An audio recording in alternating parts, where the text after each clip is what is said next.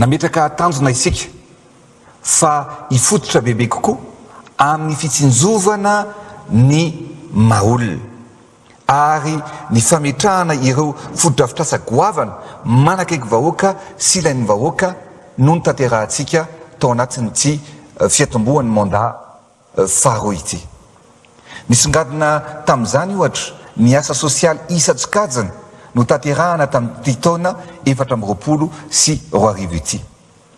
Nametraka ihany koa ny vato fototry ny fampandrosoana maharitra isika tamin'ny alalan'ireo fotodrafitrasa miopana amin'ny fifamezivezena na ny lalana izany, satria ny lalana sy ny fitaterana dia lalan-drà ny firenena izay ampandroso any Madagasikara. Mandroso arak'izany ny asa fanamboarana ny autoroute mampifandray an'Antananarivo sy Toamasina ary hisokatra amin'ny taona ho avy ny apahany voalohany amin'izany. Tsy mora ny manao zavatra nefa miroso isika ary zay fa napetraka dia tsy maintsy ho tanteraka. Nanarina ihany koa isika ireo fotodrafitrasa izay simba sy rava efa taona maro tahaka ny tany amin'ny boulevard Ratsimilao izay tsy nisy nanamboatra hatrizay nefa tena mampiavaka ny tanàna ny Toamasina izay efa vita sy nitokanantsika izany boulevard Ratsimilao zany ankehitriny.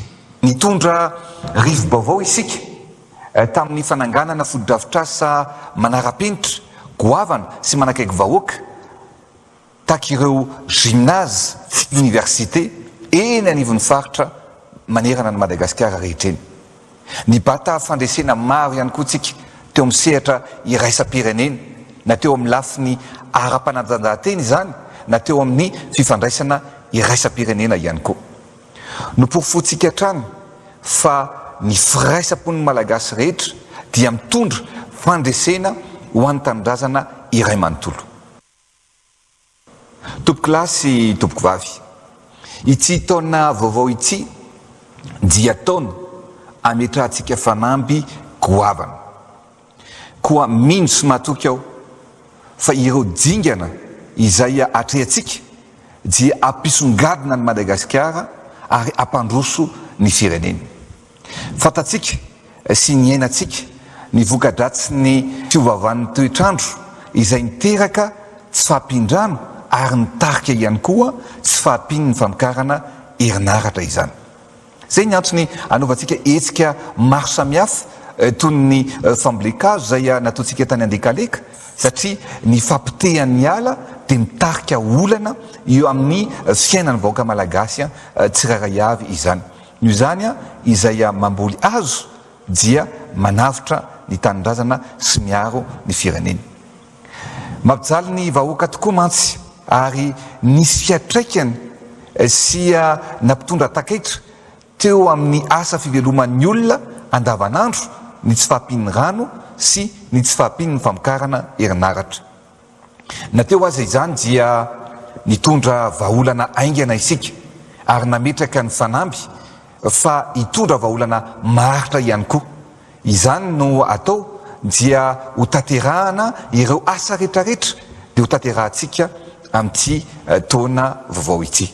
Anisan'izany mba ahafahantsika mampiena ary hanafoana ny fatapatapahan'ny jiro na ny délestage dia mamarana ny fametrahana ny centrale lehibe 105 mégawatt isika izay tsy maintsy ho vita alohan'ny fankalazana ny fetim-pirenena amin'ny fa 20 ny volana Jona ho avy izao.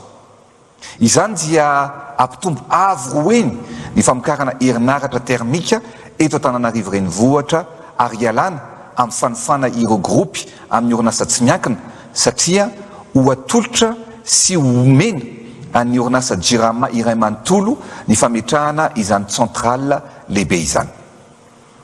Iroso ihany koa isika amin'ny fanafanganana ireo tetikasa famokarana herinaratra angovo azo avozina izay azo avy amin'ny rano sy ny masoandro. Voatsela fa tamin'ny andro vitsilasa zay isika dia nametraka ny vato fototra ananganana ny centrale hydroélectrique na tompom-pamokarana herinaratra lehibe azo avy amin'ny rano izay 64 mégawatt tany ranomafana. Io tompam-pamokarana io dia amokatra ny 520 isanjato ny herinaratra ampiasaina eto Antananarivo renivohitra sy ny manodidina. Tafiditra ao anatin'izany ny eny Ameritsiatosika, ny any Marinarivo, ny any Soavinandriny, Mahitsy sy Andriampamaky, ny any Talatan'ny Volonondry, ary ho tonga hatrany Moramanga, Ambatolampy ary Antsirabe io tetikasa lehibe io. Lehibe zany, goavana zany. Tsy vita vetivety anefa izany fa ilaina faharetana kely satria afaka 3 taona sy tapany vao ho vita tanteraka izany asa goavana izany. Fa aorian'izay kosa dia olovain'ny taranaka faramandimby izany fododrasodrasy zany ary onofo ratsy sy tantara any aorianantsika izany délestage izany. Tsy mijanona atroko ny fitsika fa afaka volana vitsy dia ametraka parc solaire 100 mégawatts eto Antananarivo renivohitra. Tsara ho fantatsika fa ny filany Antananarivo renivohitra ny maraina mandraparivin'ny andro dia manodidina ny 200 mégawatts eo. Izany hoe ilay centrale thermique napetratsika sy ny parc solaire apetratsika ity dia asana ny ilainy Antananarivo renivohitra iray manontolo sy ny manodidina. Izany hoe ny fametrahana io parc solaire goavana io zany dia ahafahantsika mamaly ny atsasa manila ny filan'ny eto Antananarivo na 500 isanjato ary tsy ampiasa solika itsontsika ao anatin'izany. Ny parc solaire 100 mégawatts miampy batterie de stockage 100 mégawatts ihany koa dia ahafahantsika manao économie na tsy ahafahantsika mandany vola intsony mitetina 21 milliards 240 millions ariary isam-bolana na 254 milliards 880 millions ariary isa-taona. Raha avatsika amin'ny vola vahiny dollars zany dia mitetina 54 millions 328 000 dollars ny économie atsika na ny fandaniana tsy atao intsony rehefa tafapetraka io parc solaire lehibe sy goavana io. Tsy eto Antananarivo ihany anefa fa ametrahantsika parc solaire 150 mégawatts ihany koa ireo districta manerana ny Madagasikara. Ary amin'izao tsika miteny zao dia efa manomboka tsika ny fametrahana 5 mégawatts avy any Atsiranana, any Anosibe, Toamasina, Mahajanga, Fianaratsoa ary Toliara. Izany hoe raha 250 mégawatts zany ny parc solaire mipetraka manerana ny nosy dia ahafahantsika manao tahiry na tsy mandany gazoil na vola intsontsika nampinan-jirama fa afaka anovantsika asa fampandrosoana sy anasaovana ny vahoaka ny vola mitetina 637 milliards 200 millions ariary na 135 millions de dollars isa-taona izany. Tsapako ary fantatsika fa mampijaly ary mbola mampiaikeky ny vahoaka ihany koa ny tsy fahampiny ny famatsiana rano sotro madio. Tsy miafina amintsika fa ny antony mahatonga izany anefany dia tsy ampy ny famokarana rano fa eo ihany koa ny fahaterany ireo fantsina sy fitaovana rehetra mamatsy rano eto Antananarivo renivohitra sy manerana ny nosy. Olana tsy maintsy hatrehany ary ezaka tsy maintsy atao ny fitondrana vahaolana amin'izany ary ao anatin'ny fanafanganana ny asa tanterahana isika ankehitriny satria mampisy fiantraikany amin'ny fiainana andavanandro ny mponina ny ateraka izany tsy fahampin-drano izany. Tsy ekeko hoe mbola iaina toy ny niainana hatray taona ny fanesy izay sy indrindra tamin'ny taona lasa iny isika amin'ny taona ho avy. Izay no anaovana ezaka maro fa tsika ny lomo manazava tsika tsirairay avy ary raha malala mantsy fa raha 300 000 mètres cubes na telo hetsy metatra toratelo ny rano ilain'ny mponina eto Antananarivo renivohitra sy ny manodidina izay tsy mitsahatra mitombo ny mponina sy ny vahoaka dia tsy mitsahatra mitombo koa zany ny filantsika amin'ny resaka herinaratra sy ny resaka rano. Ka raha 300 000 mètres cubes ny rano ilayntsika dia 200 000 mètres cubes fotsiny ny famokarana rano isan'andro azo avy ao Mandroseza sy ireo tompony mpamokarana manodidina an'Antananarivo. Izany hoe tsy ampy 100 000 mètres cubes isan'andro na iray hetsy metatra toratelo isan'andro ny filan-drano eto Antananarivo renivohitra. Ny mponina mitombo, ny fodo-drafitrasa nefa tsy mitombo. Izay no ametrahantsika fanampy. Ary izay no nahatonga antsika anangana tobim-pamokarana sy fanadiovana rano vaovao na ny station de production vaovao izay apetrahantsika eo Amoronakony, izay amokatra 50 000 mètres cubes isan'andro na 10 alina metatra toratelo isan'andro. Toy izany ihany koa ny eo Ambotrimanjaka izay atratra 30 000 mètres cubes isan'andro na 3 alina metatra toratelo isan'andro sy ny station de pompage vaovao ihany koa anangana vaovao tsika eo Mandroseza na Mandroseza 3 izay amokatra 20 000 mètres cubes isan'andro na 2 alina metatra toratelo isan'andro. Ireo fodo-drafitrasa izay ataontsika ireo dia ameno ny filaina sy ny famokaran-drano izay tsy ampy eto an-drenivohitra sy ny manodidina. Fa fantatsika ihany koa fa noho ny fahaterany ireo fantsona izay arafesina dia ny 300 ny rano dia very eny ampitaterana mandra-pahatonga eny anivon'ny fokontany sy ny tokantranontsika tsirairay avy. Koa mba isoroana an'izany dia hosoloana sy ho avozina tanteraka ny fantsona mirefy 480 kilometatra eto Antananarivo renivohitra. Ankoatr'izay dia hirosoana ihany koa ny fanitarana ireo fantsona 90 kilometatra makany amin'ireo toerana mbola tsy nisy rano toy ny any Bongatsara, ny any Ambomangakely, ny any Ambatomirahavavy, ny ao Ambomanambola ary ho tonga hatrany Soavin'ny Merina. Ary isy ihany koa ny fanitarana fantsona vaovao 50 kilometatra izay ho tonga hatrany Soavina ampanefena izay toerana mbola tsy nisy rano hatrizay ihany koa. Tiako lazana aminareo dia miasantsika, miasa mafy mba amahana ny olana izay iainan'ny mponina eto Madagasikara sy eto Antananarivo sy manodidina, amahana ny olana izay iainan'izy ireo andavanandro. Fa tsy eto Antananarivo ihany anefa no isitraka tetikasa goavana amin'ny fanatsarana sy ny famokarana rano fisotro madio. Fa isy ihany koa fodo-drafitrasa lehibe manerana ny nosy ao anatin'ny tetikasa PAEP izay iarahantsika amin'ny banky iraisam-pirenena izay atao any Antsiranana, Mahajanga, Antsirabe, Fianaratsoa, Manakara ary Mananjary.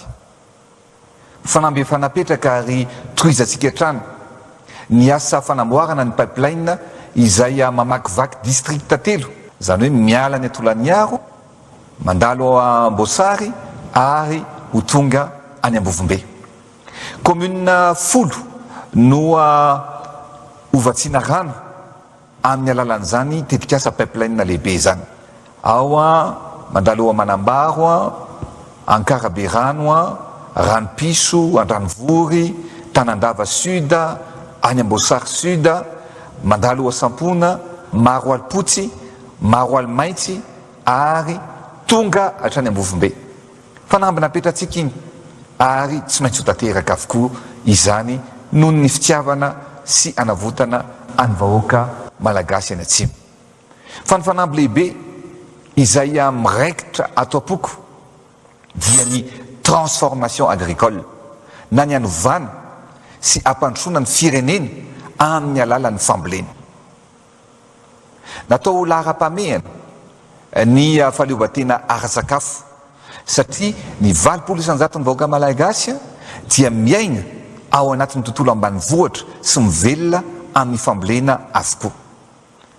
Efa vovolavolantsika ny tetikasa maty-paiky mifototra amin'ny fampandrosoana ny tontolo ambany vohatra. Ampiasaina ireo teknôlôjia efa nahitanim-bokatra tany ivelany ary ampifanarahana amin'ny toetrandro sy ny toetany eto Madagasikara izany. Ampitombo ny vokatra amin'ny akabeany isika, indrindra eo amin'ny sehatry ny fambolem-bary. Tsy maintsy ho tratratsika ny fampiakarana ny voka-bary eto Madagasikara izay ampiena sy anafoana ny fanafaram-bary avy any ivelany. Madagasikara dia firenena fahatelo mpamokatra vary be indrindra eto Afrika ao aorianan'ny Egypta sy Nigeria. Koa apetratsika ny fanampy mba ho isika no ho sopotra aty amin'ny ranomasobe Indiana sy ny kontinanta afrikana. Azo atao sy tanterahana tsara zany amin'ny alalan'ny fanavozana ny fomba fambolena amin'ny fampiasana ireo fitaovam-pambolena moderna sy ny fampiasana zezika sy masomboly mba hahafahantsika mamokatra bebe kokoa. Koa raha 3 taonina isaky ny hektara fotsiny ny vokam-bary tsika ankehitriny dia afaka atao tsara ny manatratra izany hatramin'ny 7 ka hatramin'ny 10 taonina isaky ny hektara amin'ny fampiasana an'ireo teknôlôjia sy ireo lamina izay apetratsika rehetra. Izany dia ampiakatra ny farim-piainan'ireo tantsaha sy ny fidiram-bola ny tontolo ambanivohitra iray manontolo ary isy fiantraikany vatana amin'ny arkarena ny firenena malagasy. Fitaovana iray eo ampelantanantsika ahafana miady amin'ny fahantrano, miady amin'ny fandraria-tsakafo ary ampisongadina ny firenentsika ny fambolena sy ny famokarana vary.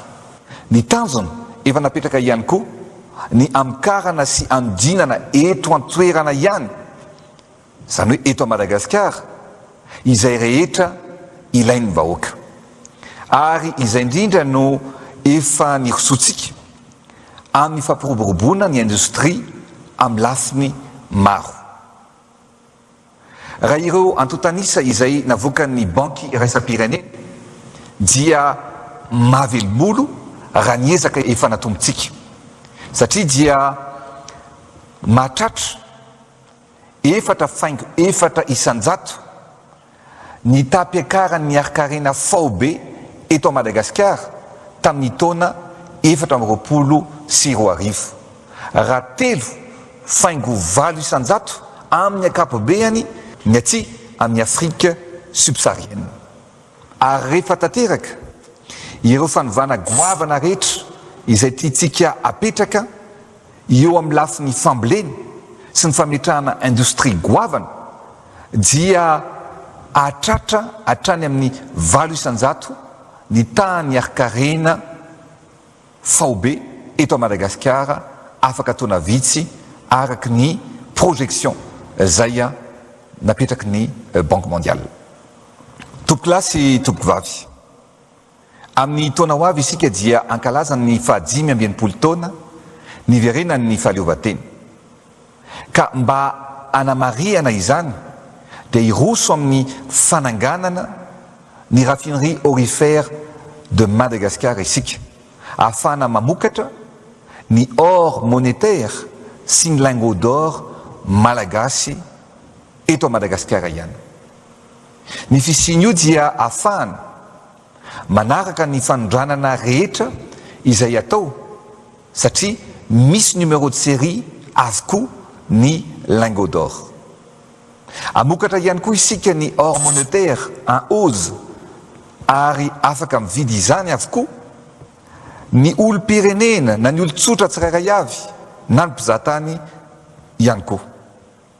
Maro mantsy ny tsy manao fanambarana amin'ny fanondranana sy ny famoahana ny ari-pirenena ka ny fisian'ny raffinerie aurifère de Madagascar dia apiditra avy hatrany ny vola vahiny ao amin'ny banque centrale ary ny etra ao amin'ny kitapom-bola mpanjakana. Izany no natao dia isorohana ny kitrano an-trano sy ny fanondranana antsokosoko ny ari-pirenena izay miteraka faty antoka lalipaka ho an'ny arkarena faobe. Izany indrindra no nametrahany fitondram-panjakana drafitra matipaika mba ahafahana mikatsaka ireo renseignement rehetra isan-karazany amingorana ireny tambazotra mpambotro firenena ireny. Tetikasa iray izay anavoatanteraka ny firenena ihany koa ny fahavitan'ny route du soleil izay miainga avy any atsimo any Ambovombe ka hatrany avaratra any Ambilobe. Amakivaky ny atsinanana iray manontolo ary ampifandray ireo tanàn-dehibe takany Manoro, Vatomandry, Toamasina ary hatrany Antala. Manokatra lalana vaovao isika ary manarina ireo efa simba. Ny fampitohizana ireo lalana ireo dia hitondra fampandrosoana ary ekonomika sy eo amin'ny lafiny fizarantany ary hanampy amin'ny fifanankalozana ara-barotra isan-tsokajiny. Ampiakatra ny arkarena izany ary ampitombo ny fidiram-bola ny mponina rehetra amin'iny atsinanany nosy rehetra iny izay fantatra fa tany mamokatra sy manan-karena. Raha efa nyroso sy mandeha ny asa fanamboarana ny autoroute dia anomboka ihany koa ny fanarenana ny lalam-pirenena faefatra, lalam-pirenena fafito ary mitohy ny asa eny amin'ny lalam-pirenena faharoa. Otokanantsika amin'ity taona ity ny RN13 izay efa nandrasana hatry ny elo. Eto zany dia mampilaza ny vahoaka any atsimo fa tsy ho ela dia hitokana ny RN13 Ambovombe Tolaniaro isika. Ary atomboka ihany koa ny asa fanarenana sy ny fametrahana tara ny RN10 izay mampifandray any Andranovory sy Ambovombe ary mandalo ao Tongobory, Betioka, Ejeda, Ampany, Belo, Tsiombe. Tsara ihany ny fampizara amintsika fa ny RN10 dia lalatany hatrizay fa ho ataontsika goudron izany ankehitriny ary efa anomboka afaka herinandro vitsy ny asa anaovana an'izany. Eo amin'ny lafiny ara-tsosialy efa niteny anareo aho fa ho eo anilanareo mandrakariva zava-dehibe loatra amiko mantsy ny fifanampiana sy ny fifampitsonjovana satria izany no fototra entina ananganana fiarahamonina mirindra sy maritra. Mila mifampitsinjo isika, mila mifanampy isika. Noho izany dia mitohy sy mitombo hatrany ny asa sosialy atao eto amin'ny firenena satria tsapako fa ny fifampitsonjovana sy ny fifanampiana dia ilaina amin'izao vanim-potoana iainantsika izao. Ny fitiavana no mampiavaka sy mampifandray antsika. Sambatra tokoa izay mifanampy sy miara-mientana satria izany no ahafahantsika miatrika ny zavatsarotra rehetra. Izay no nahatonga antsika nanao ary nametraka ny tetikasa tsimbana. Ny tanjona dia mianampy ireo tokantrano sy ireo ankonana mba hiatrika ny fahasahiranana amin'ny fiainana andavanandro. Ny tsimbana dia natao anohanana sy anampiana ireo olona maro izay mila an'izany fanampiana izany. Koa tokantrano misa 7,3 ary 8 hetsy no isitraka an'izany eto Antananarivo sy eny amin'ny faritra rehetra ary distrikta manerana ny Madagasikara. Ary ny atsasaky ny tokantrano rehetra eto Antananarivo renivohitra dia isitraka an'izany avokoa.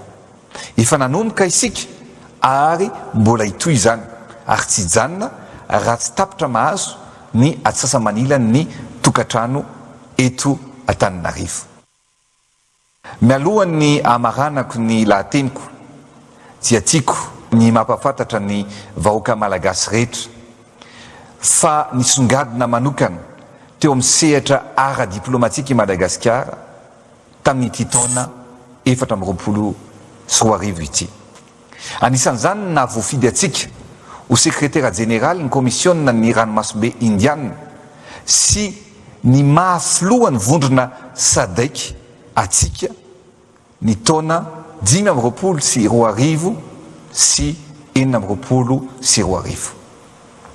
Noho izany dia andray ny fionana an-tampony ny fionambean'ny komisiona ny ranomasimbe indiana sy ny fivorinybe ny SADC izay andraisana an'ireo filoham-pirenena sy filoham-panjakana maro anjara isika eto a Madagasikara.